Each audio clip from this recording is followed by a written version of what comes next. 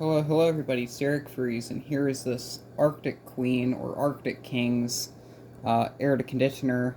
I got this one during pretty much, I wouldn't say it was a cleanup week, but we had that natural disaster several weeks ago where the flooding was really bad. My garage got about a foot, more like 13 inches or so of just standing water, and it was awful. A lot of stuff got ruined. I had to discard a lot of things. But this air conditioner is one of the things I found after the flood. There was a house that was there was a scrapper there picking up some laundry machines and stuff, and this air conditioner was in the bed of that truck. So I inquired about it, and I was able to take this unit for free. I'm probably just gonna fix this one up and resell it. Maybe give it away to a friend. That might actually be what I'll do with it, because I do know someone that needs an air conditioner. So, not messed with it or anything. Filter is okay. There's a bit of yellowing along the bottom of the grill, which is quite strange. This is an older unit, so it has these more older knobs, and I kind of don't like the feeling of them, like the ribbed knobs or whatever. That's off. It's a 2-speed fan. Has plastic side curtains, and oddly enough, this has a plastic base pan. So this thing definitely has some age to it. I don't know what year they discontinued the plastic base pan, but it wasn't around very long. My Keystone has this. That one's from 2012. And my favorite part about these is these have a drain hole from the factory. These older plastic base pan units, they tend to not hold rust, or, well, they're plastic so they don't rust, but the coils on these tend to be in really good shape because of that. And I know of several of this style of unit that's around here. Most of them are Frigidairs, or they're unbranded, so they could be under a variety of different OEMs. But here's the back side of this. It's definitely an older Arctic King machine, judging by how big the sticker is. You can see there's some rusting here, which I'm not sure what that's from exactly. I think I do remember seeing this unit installed. If this was a digital version, I'd keep it. That's a partially a childhood unit. Has this use on single circuit only thing, which is interesting. This has a Lucky Gold Star compressor, which is kind of an odd choice. It's a Welling fan motor. Those seem to be okay. I'll have a look at the datas. It's a 5K, 4.8 amps. It could be a bit more efficient. R410A.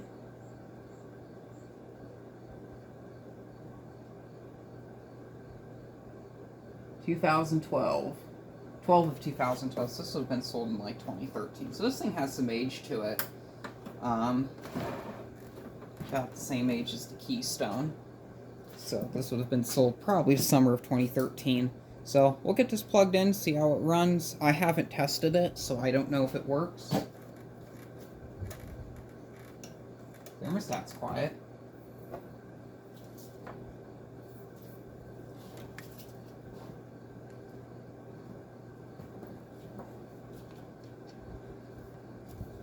I'm gonna guess this thing was underwater.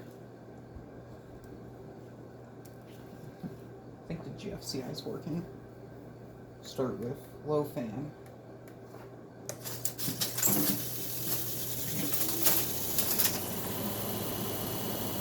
Crap didn't come flying out of the vents, so we have an annoying sound back here.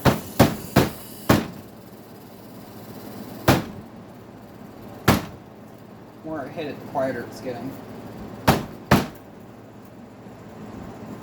Fix itself. Side-to-side vent adjustment, the little knobs broke off.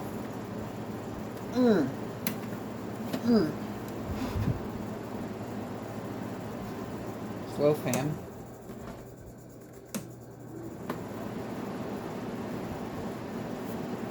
It's awfully quiet. I remember these being somewhat loud. It has a traditional squirrel cage fan, that might be why. I think the later ones had the blower type fan on it. So being that this has the squirrel cage, it's going to be a bit quieter.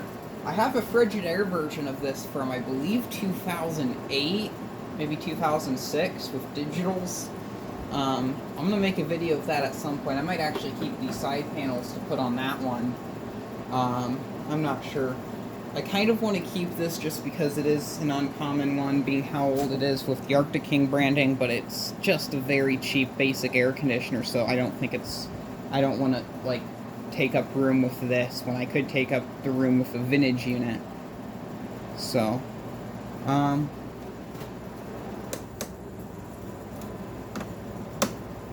guess we'll kick the compressor on. It's an LG, so I'm going to expect it to be pretty loud.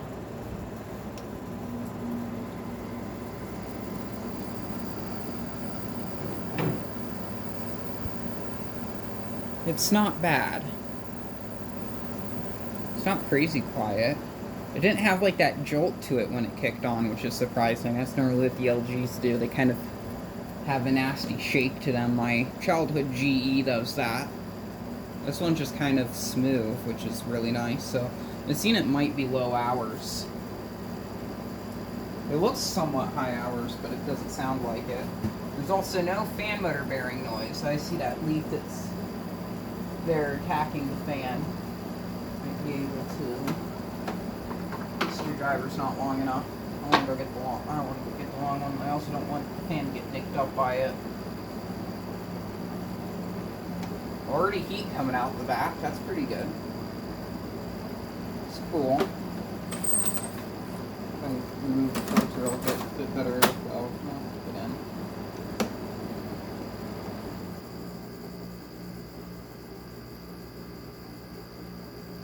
Compressor sounds really healthy. Has a bit of noise to it. I might actually experiment with putting a compressor blanket on this one. I want to try putting a compressor blanket on a window unit like this. I know it's been done before, but I am quite curious how quiet one of these can get, and since this compressor is very loud, this would be a perfect experiment for that. I'm going to have this one sitting around for a while unused, just because of how dirty it is, and I don't feel like cleaning it up anytime soon. I have better projects to work on. So this probably won't be messed with until summer of next year.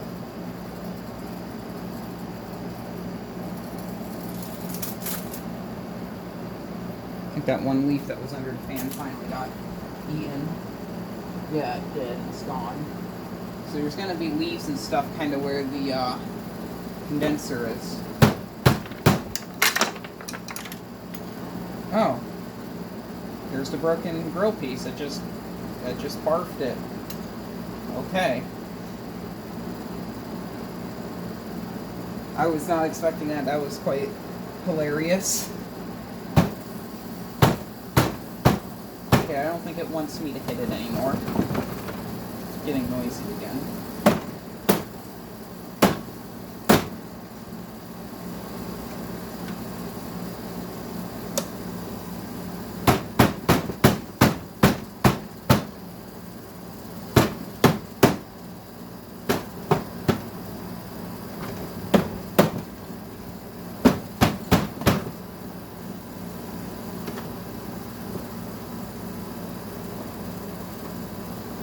I actually didn't notice this unit was Arctic King until I brought it home. I saw the plastic base pan and I was thinking it was a Frigidaire, or even a Sunbeam.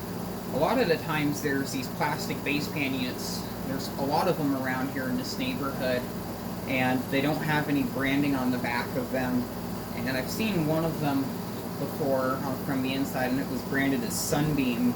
So I just kind of assumed that a lot of these were Sunbeam. They had this same exact style of front grille. So I thought this one was a Sunbeam, but I didn't look at it close enough until I unloaded it from the car. So that's when I noticed that it was an Arctic King. I also didn't notice the sticker on the back.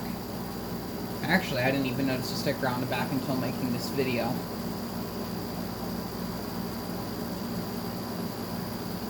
When I loaded this in the car, I already had a whole bunch of stuff in the car anyway from other trash picks, plus that was also when I picked up that RCA unit and a bunch of other stuff from my uncle.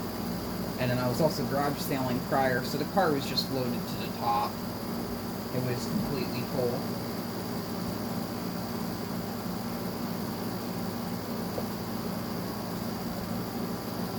It's blowing out the heat. Oh, this thing's frigid. That is ice cold. Probably in the 40s, I'm gonna guess. Hi, fan. Yeah, this thing still got a full charge on it. We got a winner. I had a feeling, I had a really strong feeling that this one would have lost its charge for some reason. I don't know why. It just looked like it would have lost its charge. It definitely has a lot of hours on it, but the compressor says otherwise. I know some of the older LG compressors from the 90s, those ones, they actually tended to sound pretty much like this, but quieter, even when they get high hours on them.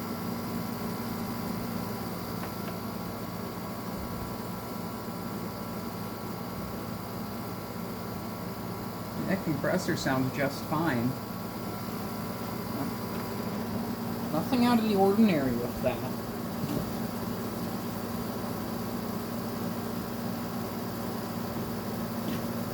Yeah, we definitely have a winner with this one.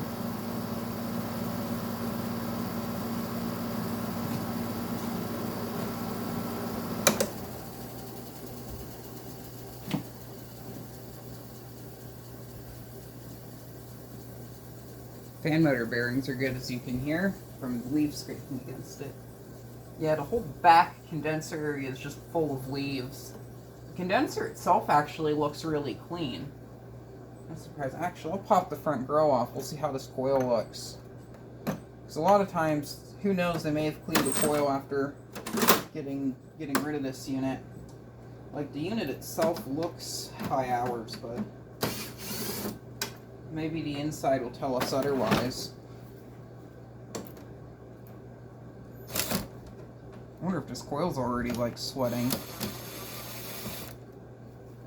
So once again, it takes its time to get cold. These don't get cold instantly. R410A tends to do that.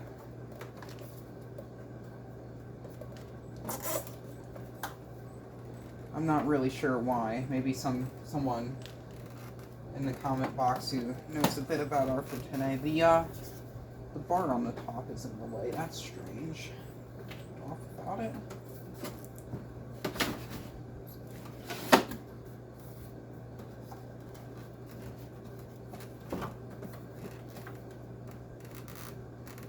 Just want to have a look at the coil.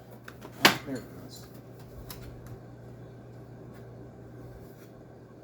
Got a bit of broken polystyrene here. So this one must have taken a fall. It can be fixed with some duct tape. Aluminium coils on it. The Keystone has those. Yeah, it's already starting to sweat. Yeah, it has some hair on it. This does look pretty high hours on it. Base pan looks okay. Normally these are full of like sludge. I don't know. I wonder if the filter got blocked up or if the filter wasn't installed correctly. These two screws here are rusted. These always rust though.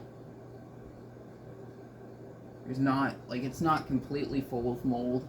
This may have been cleaned at some point. I don't know. Kind of hard to argue anything about this though. Front grill has a bit of deterioration on the top, so I'm not too sure.